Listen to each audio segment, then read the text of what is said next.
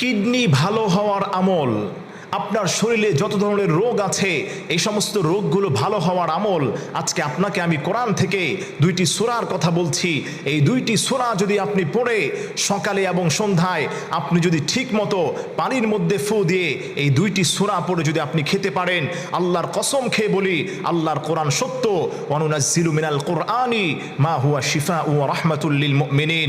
কারণ আল্লাহ তাআলা বলে দিয়েছেন এই কোরআনটাকে আমি মুমিনদের জন্য শিফা এবং রহমত হিসেবে এই কোরআনটাকে আমি নাজিল করেছি।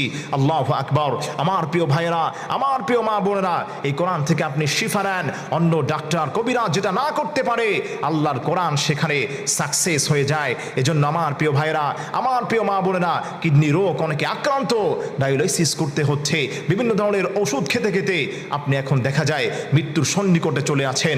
আমি আপনাকে বলতে চাই আপনি ওই সমস্ত ট্রিটমেন্টের পাশাপাশি আল্লাহর কালাম থেকে একটি ফর্মুলা আজকে আপনাকে আমি দিয়ে যাচ্ছি।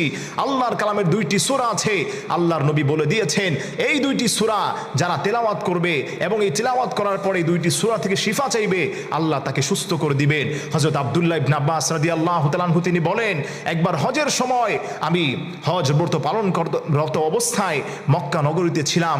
ওই সময় আমার পেটের মধ্যে প্রচন্ড ব্যথা দেখা দিয়েছিল, কিন্তু ঠিক ওই সময় নবীজির কাছ থেকে আমি গিয়েছিলাম। আল্লাহর হাবিব ধরে দিয়েছেন, আব্দুল্লাহ ইবনে আব্বাস তুমি সূরা ফাতিহা পড়ো এবং সূরা ইখলাস পড়ে তুমি পানি পান করো, আল্লাহ তোমার ব্যথা দূর করে দিবেন। আব্দুল্লাহ ইবনে আব্বাস বলেন, আল্লাহর নবীর এই কথা শুনে আমি যখন এই সূরা ফাতিহা এবং ইখলাস তেলাওয়াত করে পানিতে ফু দিয়ে পান করেছি, আল্লাহ তাআলা সঙ্গে সঙ্গে আমার ব্যথাকে আল্লাহ তাআলা দূর করে দিয়েছেন। এজন্য আমার প্রিয় ভাইয়েরা, আমার প্রিয় মা বোনেরা, সূরাতুল ফাতিহা হচ্ছে কোরআনের উম্মুল কোরআন যাকে বলা হয়, কোরআনের মা বলা হয়, সূরাতুশ শিফাও তাকে বলা হয়। এজন্য আপনি প্রতিদিন চেষ্টা করবেন সূরা ফাতিহা একবার পড়বেন, সূরা ইখলাস আপনি 3 বার পাঠ করবেন, অর্থাৎ সূরা ফাতিহা একবার এবং সূরা ইখলাস 3 বার পাঠ করে পানির মধ্যে আপনি দহন করবেন। তবে এর পূর্বে আপনি চেষ্টা করবেন যে কোনো দুরূদ শরীফ, আপনি দুরূদে ইব্রাহিম হোক অথবা যেই দুরূদ শরীফ আপনার কাছে সহজ হয় সেই দুরূদটা আপনি পড়ে আপনি প্রথমে 3 বার দুরূদ শরীফ পড়বেন, এরপরে একবার সূরা ফাতিহা পড়বেন এবং 3 বার সূরা ইখলাস পড়ে আবারও আপনি 3 বার দুরূদ শরীফ পড়বেন। এভাবে যদি আপনি ইনশাআল্লাহ তাআলা সপ্তাহ খেতে পারেন, আল্লাহর কসম খেয়ে বলি আল্লাহর কোরআনটা সত্য। আল্লাহ তাবারক ওয়া তাআলা আপনার যেই লিভারের সমস্যা, আপনার কিডনিতে সমস্যা, আল্লাহ তাআলা সমস্ত সমস্যা থেকে আপনাকে হেফাজত করবেন।